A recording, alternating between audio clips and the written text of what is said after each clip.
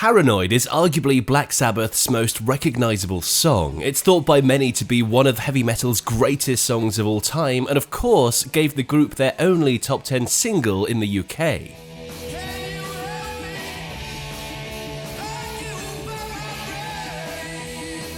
But did you know it was written as an afterthought in the final stages of recording their second album?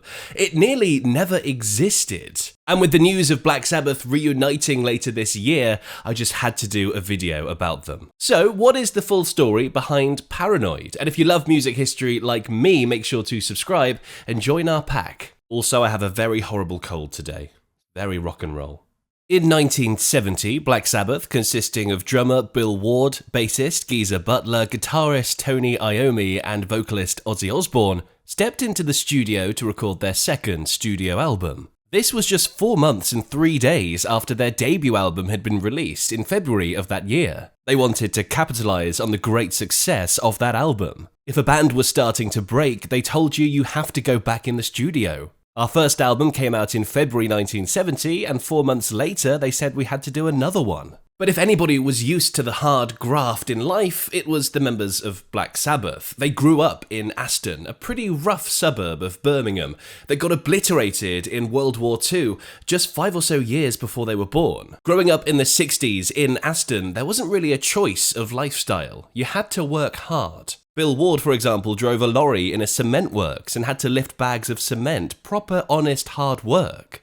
And they took this philosophy to their music as well. By the time of recording their debut album, they were an incredibly tight live band, gradually making a name for themselves in the Midlands of England. We worked hard. We would get up early and be playing by 9:30 a.m. We had a rehearsal room in Birmingham until lunchtime, and then we'd go back to Tony's house and drink tea, eat toast, and scrounge cigarettes off his mum. Then we'd be playing a gig almost every night. And it paid off. Their debut album made an impact. Many argue it was the first true heavy metal album ever. Critics weren't too keen on the album, but commercially it was pretty successful. It reached number 8 on the UK album charts and 23 in the USA. With album number 2, they approached it slightly differently. We wanted to try something different, to be a little bit isolated. There were too many distractions. We were starting to become quite well known both in the Midlands and throughout the rest of England. So we rehearsed in Monnow Valley in Monmouthshire, Wales. And there they recorded a demo for what would become the album, Paranoid. They had also signed with some different managers at this point, meaning they were finally making some decent money. We were pretty much hand to mouth before that point. The only time we started to see any money was when we hooked up with Patrick. We'd get £500 after a gig. And we'd be like, you're kidding.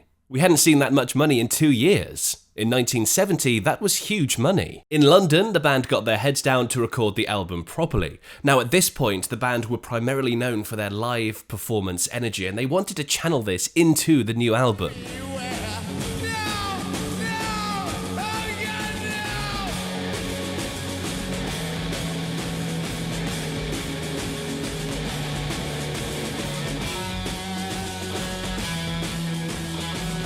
They wanted to deliver that aggressive onstage dynamic they were known for. And for the most part, I'd say they definitely pulled it off. Geezer and Ozzy would share the lyric writing responsibilities, and all members would have a hand in the song's arrangements. Tony would be the main man when it came to riffs, and then it would just be a case of piecing all the elements together. For a band that produces such aggressive, almost chaotic sounding music, they were incredibly disciplined. Again, a testament to their upbringing. And this work ethic might explain how they managed to write their biggest track in less than an hour. You see, it got to the point where the band was struggling to reach the 40-minute runtime for the album, so they knew they needed something else. Roger Bain, the producer, suggested that we might think about doing a commercial song. We were adamant that we wouldn't, but he said, see what you can come up with. So we went off on our lunch break, and when we got back, Tony had come up with this riff. I sat down, Ozzy went to his mic, Geezer strapped on his bass, and we started playing. And Butler remembers it very similarly too. We basically needed a 3-minute filler for the album, and Tony came up with the riff, I quickly did the lyrics, and Ozzy was reading them as he was singing. According to Tony's autobiography, he wrote the riff for the song in just 4 minutes. He described it as a throwaway song. And according to Bill, the finished song you hear on that album is the result of just 25 minutes of work. The only thing they added was Tony's guitar solo, which he recorded the next day.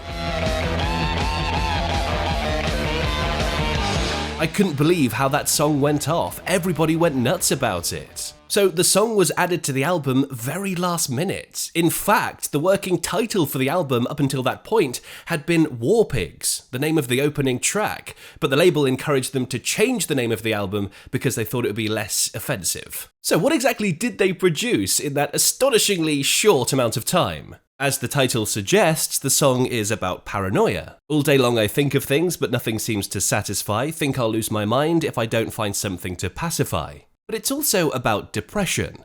Make a joke and I will sigh, and you will laugh and I will cry. Happiness I cannot feel, and love to me is so unreal. So it's about paranoia, it's about depression, but it's also, it turns out, about drugs. Basically, it's just about depression because I didn't really know the difference between depression and paranoia. It's a drug thing. When you're smoking a joint, you get totally paranoid about people. You can't relate to people. There's that crossover between the paranoia you get when you're smoking dope and the depression afterward. And looking back at Geezer Butler's history, depression was an obvious subject choice for him. I used to be a cutter. I'd cut my arms, stick pins in my fingers, that kind of thing. I used to get really depressed, and it was the only thing that could bring me out from it. In that same interview, he also said if Black Sabbath hadn't been successful, he probably would have committed suicide. The lyrics also attracted a bit of controversy, mainly because of this lyric.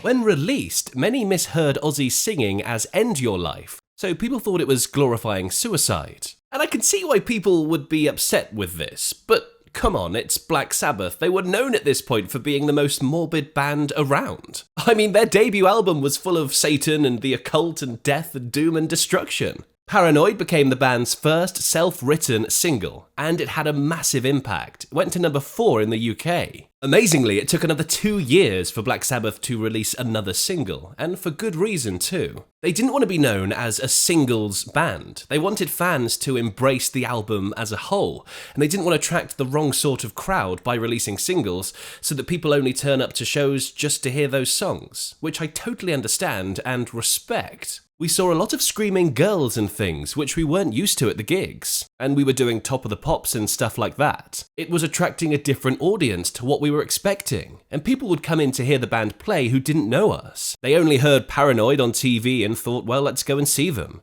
And of course they ended up hearing Iron Man and all the rest and thought, oh my god, what's all of this? Now, a decade later, Motorhead and Lemmy would find themselves in a similar situation with Ace of Spades, because that song got a bit too big for Lemmy. He ended up hating it. And actually, I've made an entire video about this. You can click over there and watch that one next.